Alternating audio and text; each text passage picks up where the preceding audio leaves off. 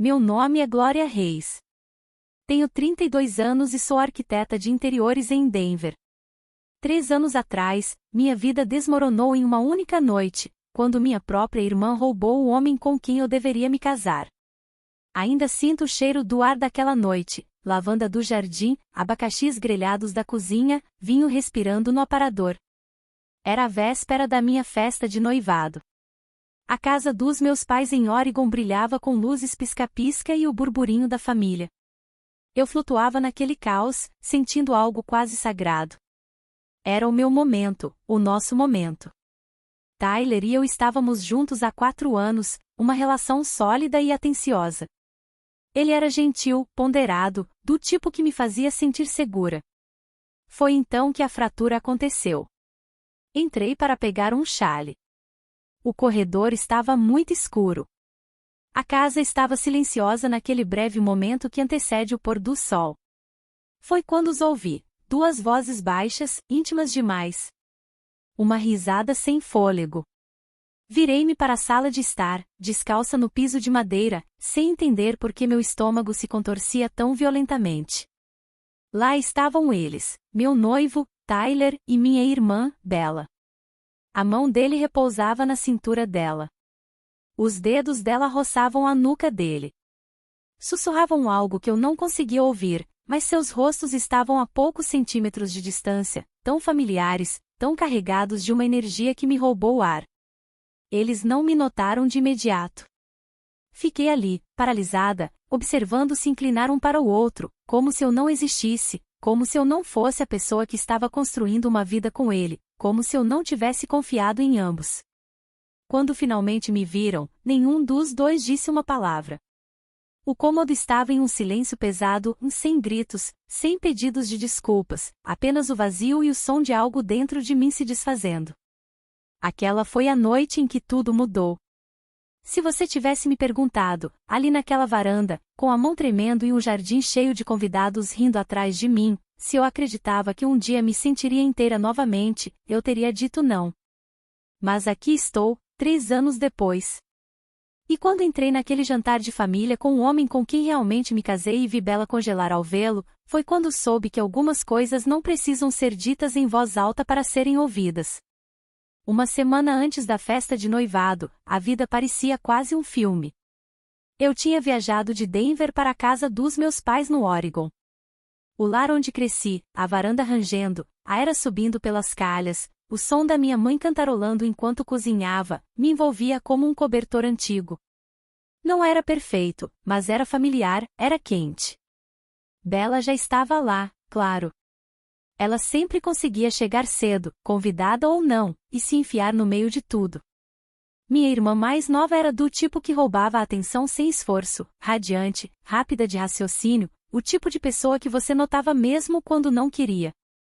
Crescemos ouvindo que éramos opostas. Eu era quieta e pensativa. Ela era barulhenta e elétrica. Eu costumava achar que isso nos equilibrava. Não penso mais assim.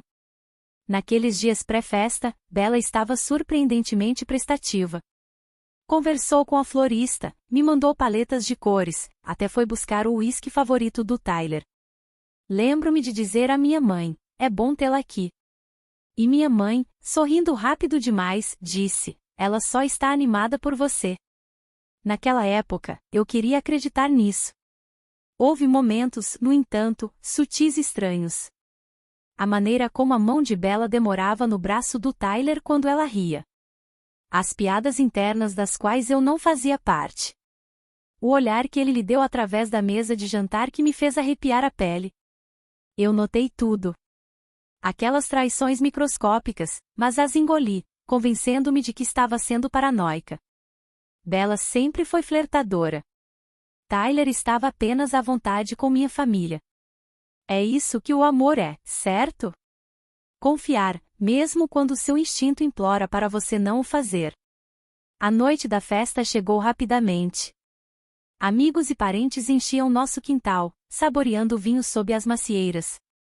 A música ecoava do alto-falante Bluetooth que Bella insistiu em usar. Eu usava um vestido verde claro que Tyler uma vez disse que realçava meus olhos. Ele parecia bonito, até nervoso, como se aquilo significasse algo real para ele. E ainda assim, eu não conseguia me livrar daquela sensação. No meio da noite, enquanto ajudava minha mãe a arrumar pratos extras de sobremesa, percebi que havia esquecido meu chale lá dentro. A temperatura havia caído o suficiente para me dar arrepios, então voltei pela cozinha para o corredor silencioso. Foi então que ouvi as vozes baixas. Um murmúrio, uma risada ofegante. A risada da Bella. Virei-me para a sala de estar, e lá estavam eles. Tyler muito perto. As mãos de Bella em seus cabelos, seus corpos inclinados um para o outro como ímãs puxados de polos opostos. O tempo não desacelerou, ele parou. Eu não conseguia me mover, não conseguia falar. Eu estava testemunhando algo para o qual não tinha palavras. Um mundo particular se desdobrando que eu nunca deveria ter presenciado. Eles não me viram de imediato. E naqueles segundos de invisibilidade, senti tudo, cada mentira, cada desconsideração, cada aviso silencioso que eu havia ignorado se encaixar como um quebra-cabeça cruel e perfeito. Quando Tyler finalmente se virou e me viu, seu rosto se contorceu em algo entre culpa e pavor. Bella apenas piscou. Não houve um suspiro, nenhuma desculpa, apenas o silêncio. Recuei lentamente. Meus passos não ecoaram. Até o assoalho parecia ter pena de mim. Lá fora, a festa continuava, risadas, música, o tilintar de taças de champanhe. Ninguém sabia que eu acabará de perder meu futuro. Não fiquei para as despedidas. Arrumei minhas coisas antes do amanhecer, deixei um bilhete na bancada da cozinha que dizia apenas, preciso de tempo, e saí para a manhã cinzenta sem acordar ninguém. De volta a Denver, meu apartamento parecia diferente, menor, de alguma forma, mais solitário. As paredes ecoavam de um jeito que nunca tinham feito antes. Tirei as fotos de noivado, as enfiei numa caixa de sapatos e a enterrei sob casacos de inverno no armário. Apaguei todas as mensagens salvas, bloqueei o número do Tyler, silenciei o nome da Bella onde quer que aparecesse. Mas havia coisas que eu não podia apagar, como o cheiro do shampoo dele que ainda pairava em um moletom, ou o som da risada da Bella, agora mais afiada que vidro, na minha memória. Não contei a ninguém o que aconteceu. Nem aos meus colegas de trabalho, nem à barista que havia memorizado meu nome e meu pedido. Eu simplesmente me dediquei ao trabalho. Longos dias no escritório de arquitetura, noites tardias redesenhando projetos que ninguém havia pedido. A exaustão se tornou um escudo. Se eu estivesse cansado o suficiente, não precisaria pensar, não precisaria sentir. Semanas se passaram, depois meses. Uma sexta-feira à noite, quase 6 meses depois de tudo ter desmoronado, recebi um convite para uma exposição de artes no centro da cidade. Uma artista local que eu vagamente lembrava de uma antiga conexão da faculdade. Quase não fui, mas algo em mim, em teimosia, talvez orgulho, se recusava a deixar minha vida encolher ainda mais.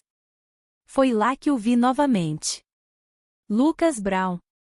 Ele era mais alto do que eu lembrava. Uma elegância tranquila na forma como ele estava parado, mãos nos bolsos, ombros relaxados como se nada pudesse abalá-lo. Ele esteve em uma festa do Tyler uma vez, um velho amigo do Tyler da pós-graduação. Bella costumava falar dele de passagem, sempre com aquela admiração performática que ela reservava para homens que desejava, mas não conseguia impressionar de verdade. Ele me reconheceu antes que eu pudesse desaparecer em um canto. Glória Reis, ele disse, sorrindo enquanto se aproximava. Quase não acreditei que era você. Nem eu. Senti-me estranha, como se tivesse acabado de entrar na pele de alguém que não me servia mais completamente. Faz muito tempo, eu consegui dizer. Conversamos sobre arte, sobre a cidade, sobre como a seleção de vinhos era absurda. Ele não perguntou nada sobre o passado.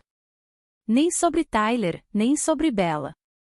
Apenas perguntou no que eu estava trabalhando, qual cafeteria eu mais gostava, se eu ainda fazia esboços à mão ou se havia convertido totalmente para o digital. Ele abriu espaço sem exigi-lo. Naquela noite, fui para casa mais leve do que em meses. Não se tornou um romance avassalador. tornou-se algo mais quieto, mais lento. Nos encontramos novamente na semana seguinte, depois em um parque em um domingo chuvoso. E antes que eu percebesse, o mundo pelo qual eu estava andando na ponta dos pés havia mudado. Com Lucas, eu não me sentia como uma mulher tentando esconder suas feridas. Eu me sentia como alguém redescobrindo como viver. Ele ouvia, não para responder, não para analisar, mas para realmente ouvir. Ele me olhava do outro lado da mesa e, de alguma forma, sabia quando eu precisava de silêncio e quando eu precisava de distração. Ele nunca preenchia o ar com barulho vazio. Com o tempo, comecei a lhe contar a verdade. Não tudo, não de uma vez, mas em pequenas ofertas. Um lampejo de dor aqui, uma menção da Bela ali. Ele nunca me pressionou por mais. Ele apenas me dava espaço quando eu desabava. Houve noites em que ficamos acordados até tarde no meu apartamento, bebendo chá, ouvindo discos antigos de jazz. Noites em que chorei baixinho em sua camisa sem precisar explicar o porquê. E manhãs em que eu acordava para descobrir que ele havia feito café exatamente do jeito que eu gostava, com leite de aveia e a menor pitada de canela. E em tudo isso, descobri algo inesperado. Alegria. Não uma alegria barulhenta. Não o tipo que você posta, mas o tipo que se aninha profundamente em seus ossos e diz: você está segura agora. Não contei à minha família. Não entrei em contato. E quando Lucas e eu eventualmente decidimos nos casar, apenas nós dois, um cartório, duas testemunhas que conhecemos naquela manhã, eu sabia que não estava me escondendo. Eu estava protegendo algo sagrado, algo que eles não tinham mais o direito de tocar. Não havia flores, nem corredor, nem a recitação eficiente de votos reciclados. Apenas eu, Lucas, uma juíza tranquila chamada Marta, e duas testemunhas idosas que sorriam como se estivessem esperando que alguém as convidasse a acreditar no amor novamente. Chovia naquela manhã. Lembro-me de olhar para Lucas enquanto estávamos diante da juíza, pensando como era estranho que algo tão pequeno, tão quieto, pudesse carregar tanto peso. Não houve suspiros, nem drama, nem família de nenhum dos lados, apenas duas pessoas escolhendo uma a outra. Depois, caminhamos até uma padaria na mesma rua e dividimos um croissant, ainda quente, as migalhas crocantes caindo na gravata dele. Rimos, não porque era perfeito, mas porque era real, era nosso. Lucas nunca me pediu para anunciar, nunca me pressionou a contar aos meus pais, ou a Bella, ou a Tyler. Ele entendia que algumas coisas não precisavam ser alardeadas para serem verdadeiras. Nossa vida juntos tornou-se seu próprio universo, gentil, intencional e, felizmente, separada da que eu havia deixado para trás. 2 anos se passaram assim, de forma constante. Nosso lar era um loft reformado com tijolos expostos e plantas que, de alguma forma, permaneciam vivas apesar do meu histórico de negligenciar coisas verdes. Lucas encheu as paredes com arte. Eu preenchi as prateleiras com livros de design. Recebíamos amigos para jantares, amigos que não se importavam com quem eu costumava ser. Fizemos viagens de carro sem postar sobre elas. Criamos algo inabalavelmente nosso. E eu estava feliz, genuinamente, profundamente. Então, quando a ligação do meu avô veio, quase não atendi. A voz dele estava mais suave do que eu lembrava. Mais frágil. Glorinha, ele disse, ainda usando o apelido que só ele havia conquistado o direito de usar. Farei 80 anos no próximo mês. Quero um jantar, só a família, uma noite. Hesitei. Ele era o único que havia ligado em meus aniversários depois que eu desapareci. Então eu disse, sim. Lucas me observou enquanto eu desligava, a preocupação mal disfarçada em seus olhos calmos. Você não precisa ir, ele disse gentilmente, sua mão encontrando a minha. Eu sei, respondi, apertando os dedos dele. Mas acho que quero, por ele, não por eles. Concordamos que iríamos juntos, que eu não enfrentaria aquilo sozinha. Não de novo. A viagem até Oregon pareceu mais longa do que o normal. Quanto mais para nos distanciávamos, mais pesado o ar parecia. Memórias se agarravam a saídas familiares e placas de rodovia. No momento em que entramos na garagem dos meus pais, a luz já estava dourada. Tudo parecia igual. O velho sino de vento ainda cantava perto do balanço da varanda. Os canteiros de flores estavam crescidos, mas prosperando. A porta da frente rangia da mesma forma que sempre.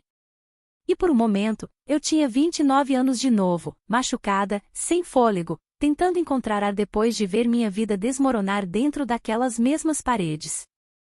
Mas a mão de Lucas na minha lombar me lembrou que eu não era mais aquela mulher. Lá dentro, ajudei minha mãe a arrumar a mesa, silenciosa, educada. Ela comentou o quanto eu estava bem, o quanto estava surpresa em me ver, mas não perguntou muito mais. Meu pai assentiu uma vez e voltou a verificar o assado. Era como se minha ausência tivesse sido dobrada no tecido da família e silenciosamente costurada.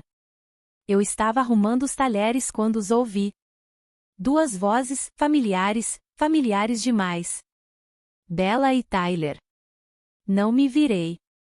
Ainda não. Em vez disso, deixei que viessem até mim. Os passos vieram primeiro. Saltos agudos e o baque baixo de sapatos sociais.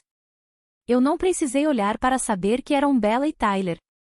Aquele som sempre significou a mesma coisa. Ela estava no controle, e ele estava 2 passos atrás, como uma sombra que ela usava por conveniência. Quando entraram na sala de jantar, mantive minha postura firme, a coluna reta enquanto colocava o último garfo no guardanapo de linho. Então me virei.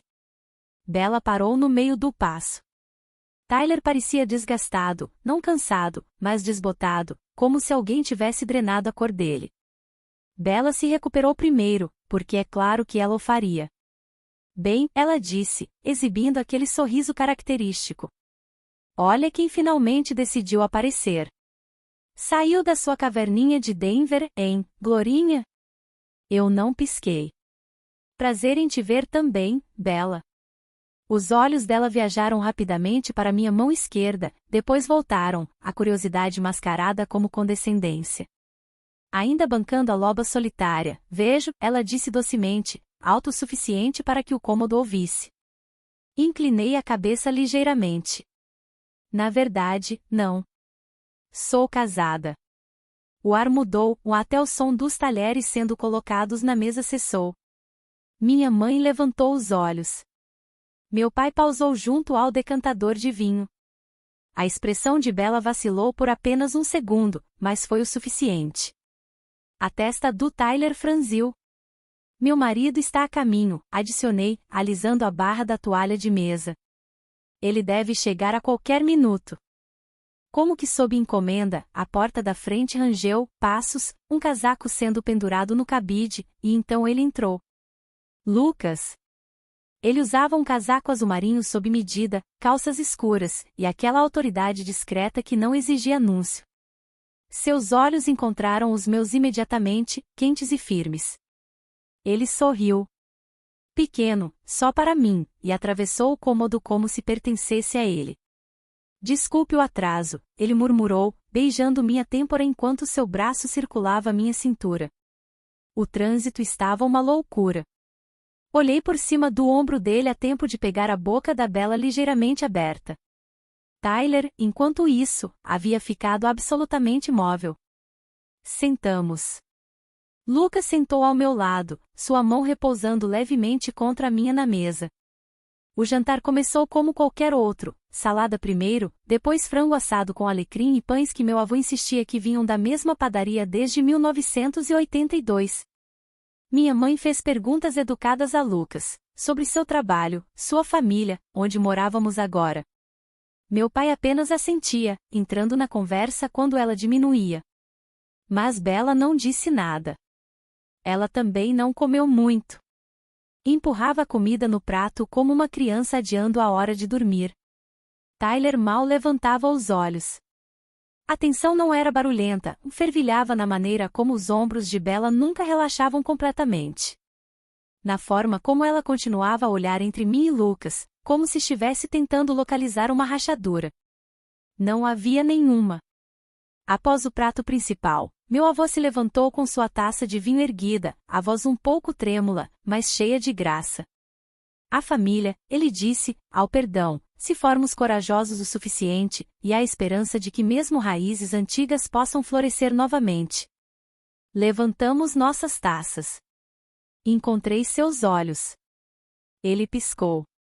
Então Bella se levantou, bateu a colher em sua taça, aquele tilintar performático que ela sempre fazia quando a atenção se desviava dela por muito tempo.